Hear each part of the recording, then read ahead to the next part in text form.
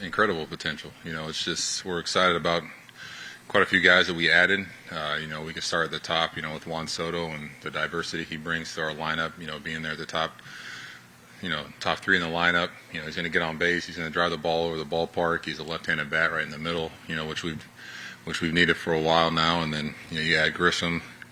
He's another guy, left-handed bat, great outfielder, puts the ball in play. You got Verdugo, who's, done quite a bit of damage against us over the years, and now we get a chance to have him on our side. It's going to give us a lot of different options we haven't had over the past couple of years, and, just excited about getting to know these guys a little bit and just seeing how they work and just going out to work with them and, pushing towards the championship. You mentioned Soto and understanding it's just the first day of full workouts, but what stood out to you about him so far and the way he kind of conducts himself? He's a hard worker. I saw that from the very beginning. We're here early. We're all getting here at 7:30, and this guy's, he's working in the cage. He's got quite a few different drills that he likes to do that makes him feel right, and he's disciplined with it. He does the same drills. He's got everything kind of mapped out what he wants to do in the cage, and he's focused and has a plan. And was pretty excited. I was out shagging BP when he was hitting, so I really didn't get a chance to kind of be up close and watch him during BP. But a couple of the balls that he hit out to left center were how a right-handed guy hits it. So it was pretty exciting to see so far, and just looking forward to seeing some more out of him. That's why we're here. That's why I get up every single day. That's why I put in the work, not only at the field but in the off season. It's to bring a championship home back to the city, back to this team. I think that's why we're all here. It's been quite a long time since we've got to that finish line, but I think a lot of the guys, the pieces that we've added, into this room, especially a couple of changes we made with coaches, guys we brought in, I think it's all going to push us towards the right direction, which is ultimately being the last team standing.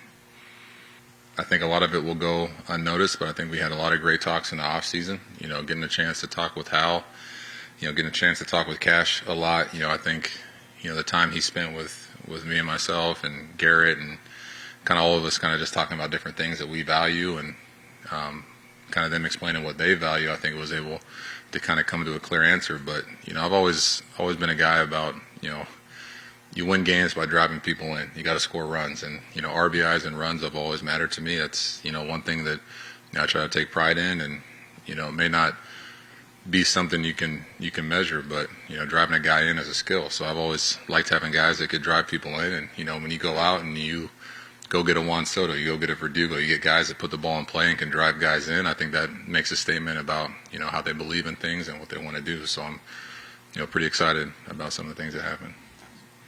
Chris. Before the team traded for Soto, was he someone you were hoping the team tried acquiring in the offseason? Yeah, definitely. He's the greatest hitter out there, and getting a chance to add him, it just changes the dynamic of this team. Like I said, it's been so long. We've always been pretty right-handed dominant, which works out at Yankee Stadium sometimes when those righties, you get a little jammed. You can still hit a homer to right, but I think just giving the pitchers a different look, especially a guy like Soto who has such a great eye, hits the ball over the park, hits with power, contact. He's got everything you're looking for, and then you can just kind of plug that guy in the 2-3 hole, leadoff. You can put him anywhere you want. It's pretty exciting. Even a guy like Verdugo, I've been preaching for years. We got to try to get that guy. I just he's a gamer. He's a competitor. He plays hard. I've seen him play through injuries. I've known, he was a little banged up even last year. I think he had a couple things going on, but every single time we played him, he was out there. He was hustling. He was doing his thing. So, getting all those guys, I was, pretty excited about all of them. For me, it was really about just trying to find the best way to have the best lineup. I feel like if we can get a couple more guys on base in front of me, a couple speedsters in front of me, I feel like that's going to help us produce more runs, especially like DJ. If you got a guy like DJ leading off, he's going to get on base, put the ball in play, work the count. I always thought if you could have a little speedster in front of me who could either, bunt him over, move the guy over, get the guy in scoring position, then me, the 3-hole, can drive somebody in. But it might be a little old school thinking on my part because that's, some of the guys I've watched, growing up. The best hitters are hitting third and the run producers are 3 and 4, but I don't know why it means so much to me. I just wanted to find a way to, help the team any way I can. If that's me hitting third, it's me hitting third. So I think it goes back to the end of last season. You kind of take a little bit of time. The season ended a little earlier than we wanted to.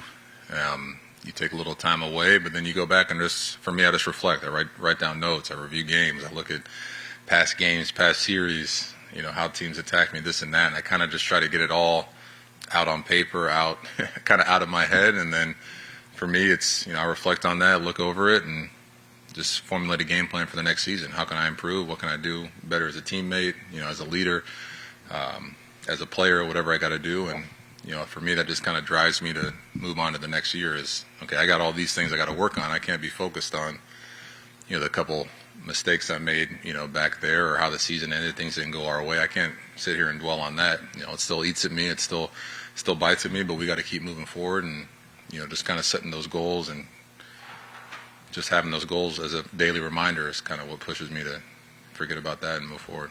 And there's still a couple of top free agents on the market, unsigned, especially pitchers. Is there any part of you hoping that you guys still have another move in you?